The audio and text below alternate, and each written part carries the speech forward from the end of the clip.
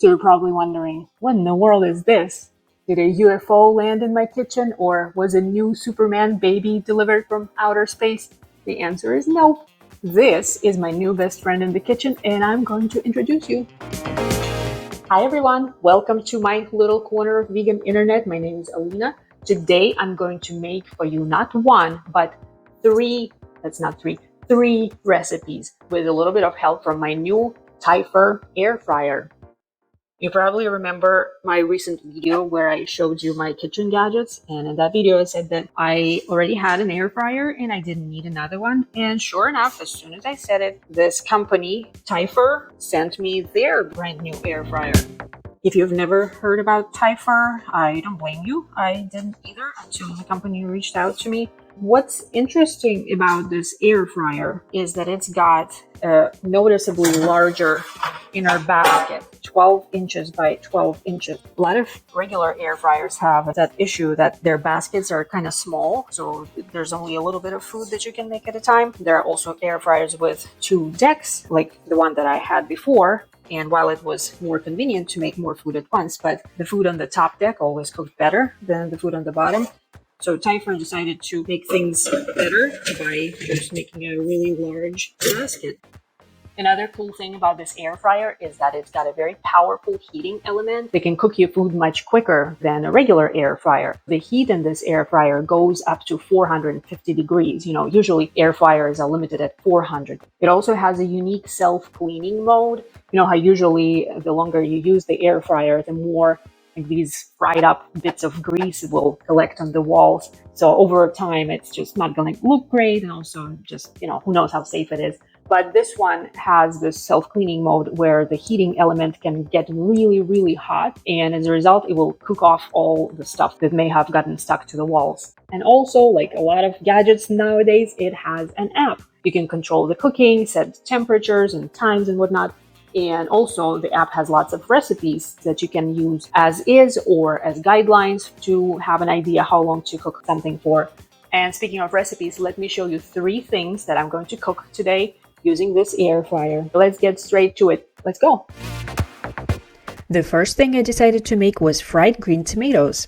A little while ago, I shared this recipe in one of my videos. I'll link it up below. In that video, I cooked these tomatoes in my old air fryer and on stovetop to see which cooking method worked better. Long story short, I liked the way they came out on stovetop better than in the air fryer. The air fryer tomatoes were kind of soggy and it was taking too long for them to get crispy. So now that I have my Typhur air fryer, I decided to give the air fried green tomatoes another chance. I followed the same recipe that I used in that video with a minor change that wasn't going to affect the texture. Instead of adding all the seasonings to the flour, I added them to the cornmeal. To be honest, I did that by mistake, but it turned out that the tomatoes came out even more flavorful because none of the seasoning got washed off in the milk. Once all my tomatoes were breaded and brushed with oil, it was time to put them in the air fryer. I didn't know what temperature was going to work best, but since I could go higher than 400 degrees Fahrenheit in my Typhur, I decided to wing it and set the temperature to 425 degrees. I also didn't know how long I needed to set the timer for, so I set it for 9 minutes just to see how it goes. Once the time was up, I flipped the tomatoes and set the timer for another 5 minutes. Thankfully, that turned out to be just right.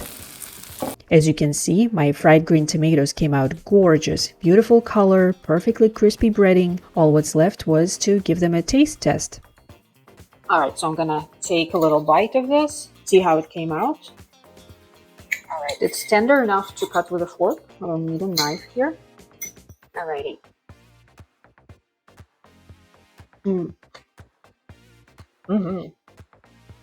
Really nice. The outsides are just perfectly crunchy, and the insides, the tomato is nice and tender. So yeah, I'm actually impressed how well these tomatoes came out in this new air fryer. Good stuff. Next, I decided to challenge my Typhur air fryer with making a grilled cheese sandwich. I had some sourdough bread that I baked the night before. By the way, if you haven't seen my sourdough bread video, go check it out after this one. I have a foolproof method that's much easier than what you might have seen in other videos. Plus, you don't even need any special equipment or fancy baking skills. To get my grilled cheese nice and toasty on the outside, I spread the outer parts with a little bit of Miyoko's spreadable vegan butter. As for the cheese, if you're vegan, then you surely know that not all vegan cheeses melt easily, but I have had a good experience with Violife mature cheddar slices before, so that's what I decided to use here. It has a nice flavor, it melts pretty quickly, which is a plus because you don't want your bread to get burnt before your vegan cheese even has a chance to melt. According to the Typhur app, the air fryer first needed to be preheated for 5 minutes. After I did that, I put my sandwich in and set the timer for 4 minutes on toast setting at 400 degrees Fahrenheit. Once the time was up, I flipped my sandwich and put it back in for another 4 minutes, but then took it out after 3 minutes because it was getting a little too toasty. Look at that beautiful color. Next, I wanted to cut my sandwich in half because honestly, what grilled cheese video could do without one of those shots of stretchy, melty cheese? But unfortunately, my cheese didn't stretch just like that. Who knows, maybe it would have if I had used more cheese. All right, now it's time to try this. It smells so good. I mean, it's hard to be disappointed by a grilled cheese sandwich. And as long as, the outsides look nice and crispy and golden and the cheese melts, then, you can't go wrong, right? But anyway. Oh my gosh. The crunch alone is, like, really out there. It's much easier to make this in the air fryer than on stovetop, because on stovetop you have to, watch the temperature to make sure the bread doesn't burn and that the cheese melts at the same time. But in this air fryer, just, put some butter on the outside, cheese on the inside, and pop it in, and, within minutes you got this deliciousness. Oh, good. Finally, it's time for my third recipe challenge, and this time I decided to make vegan chocolate chip cookies. Turns out there was a trend of making cookies in the air fryer a while ago, but I'm always a couple years late to every trend, so here we go. Better late than never, right? Lately, my go-to vegan chocolate chip cookie recipe has been the one from the Super Fun Times Vegan Holiday Cookbook by Isa Chandra Moskowitz. In my opinion, Isa is one of the best vegan cookbook writers of all time, and her recipes are always solid. You can find this recipe on page 416. I'll link up this book in the video description. The recipe is pretty simple. First, combine wet ingredients and give them a good whisk until the sugars melt and the mixture looks like liquid caramel. Then, Isa tells you to mix the dry ingredients right into the wet, but I prefer mixing them in a separate bowl first, even if it means I'll have to wash an extra bowl later. One thing I always do that most chocolate chip cookie recipes don't talk about, I mix the chocolate chips into the wet ingredients instead of the dry. This way they get moist evenly and there won't be any random specks of flour sticking to them when the cookies are baked. Once my batter was mixed, it was time to prep my Typhur Air Fryer. I found a couple cookie recipes on the app and they suggested lining the cooking surface with parchment paper. This way, the bottoms of the cookies would stay flat instead of sinking through the holes. It was a bit of a struggle getting my piece of parchment to stay put, but once I more or less did it, it was all pretty straightforward from there. Using a cookie scoop, I managed to fit 8 cookies into the basket for my first batch. I selected the roast setting and set the temperature to 330 degrees Fahrenheit. As for the time, I first set it to 10 minutes, but eventually took my cookies out at 9 minutes because they looked done. I've got to tell you, I was really impressed with how well they turned out.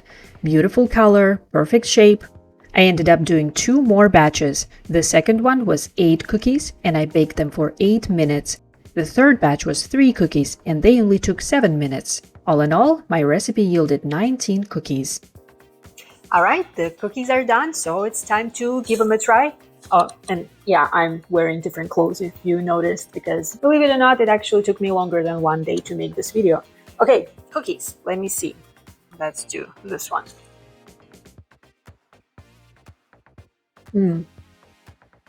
So good. Just perfection.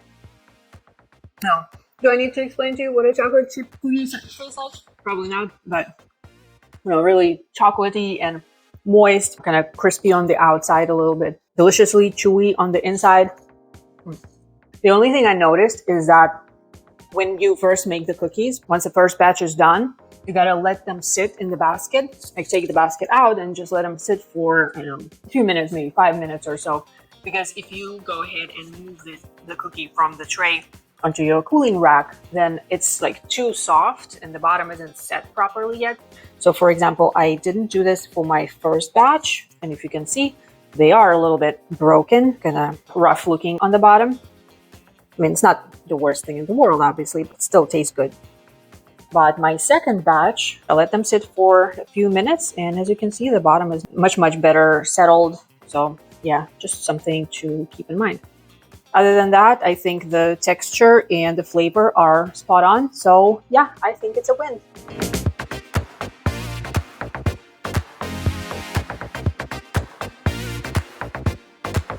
All right, so now that we've tried all these 3 recipes, I'm gonna go ahead and share my opinion with you. There are definitely some pros and cons about this air fryer. The pros that I can clearly see is that the basket is so much bigger that you can put a lot of stuff there at once.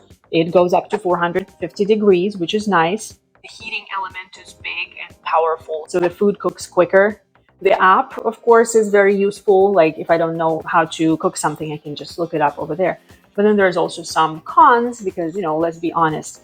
I think that the big size can be kind of a deterrent, especially if you don't have a lot of counter space. The second thing is that you don't always know how long to cook something for because it's so much more powerful than a regular air fryer. And the third thing that, you know, the elephant in the room is that it is pretty pricey. Not all of us can find $500 just sitting around.